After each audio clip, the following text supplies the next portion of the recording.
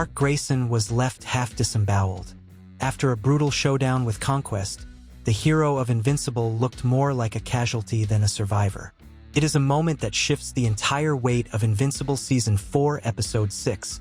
Titled, "You Look Horrible," we see a hero who cannot live up to his namesake, resting on a desolate ball of rock while his family watches the clock.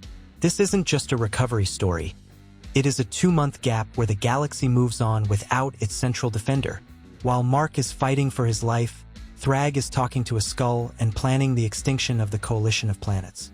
Before we begin, this breakdown contains full spoilers for Invincible Season 4, Episode 6, including major plot points regarding the Viltrumite War and the fate of the Grayson family. Welcome back to Review. Today we are breaking down one of the most structurally unique episodes of the season. You Look Horrible is an episode of two halves. On one side, we have a massive galactic war that some might call a bit faceless.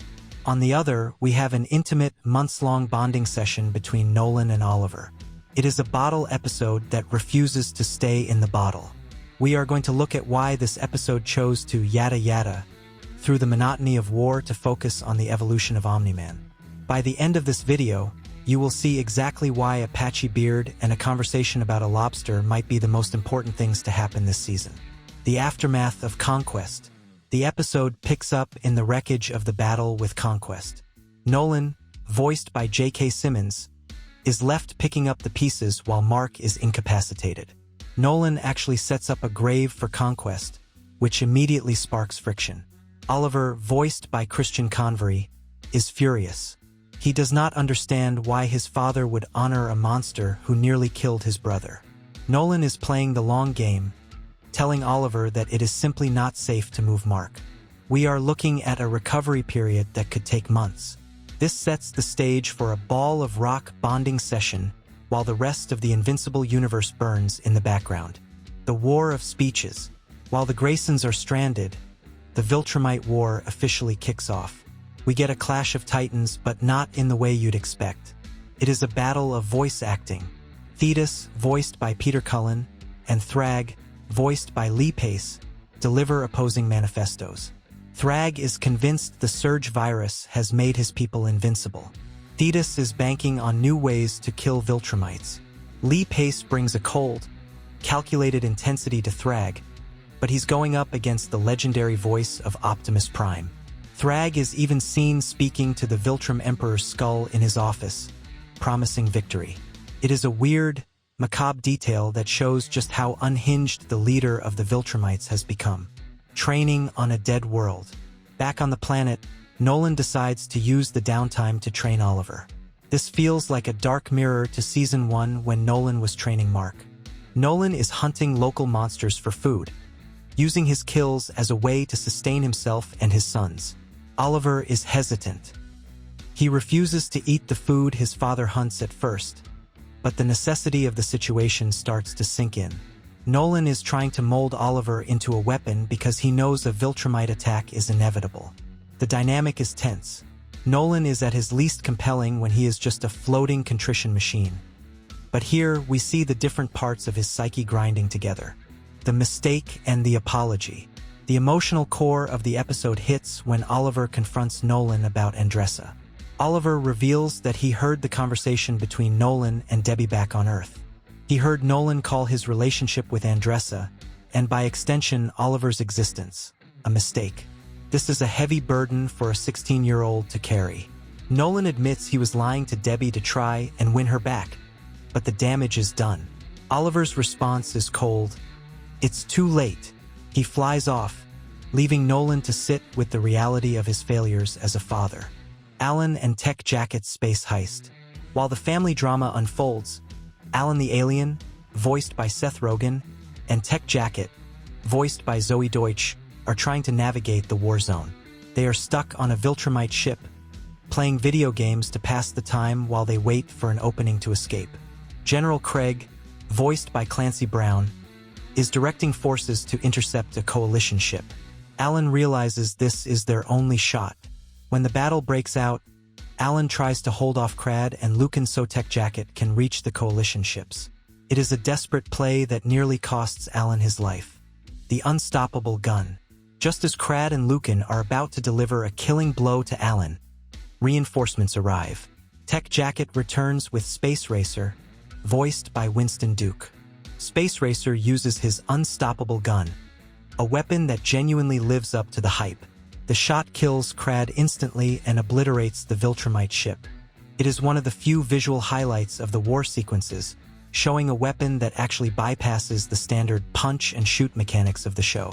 Lucan is forced to retreat to Viltrum, leaving the Coalition with a rare victory. Mercy and Protein. Subscribe mention.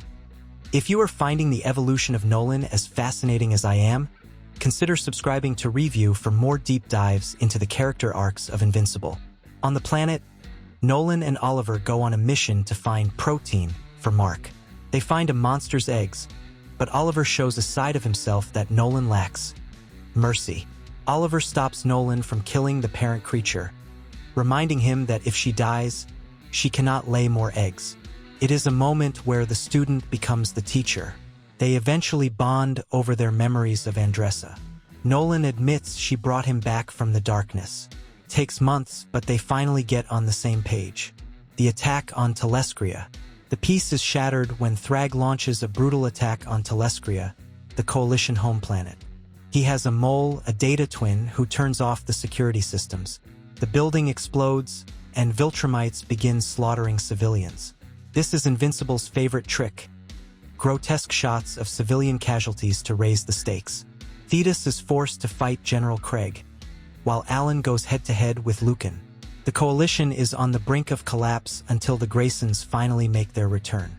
The return of the Invincible.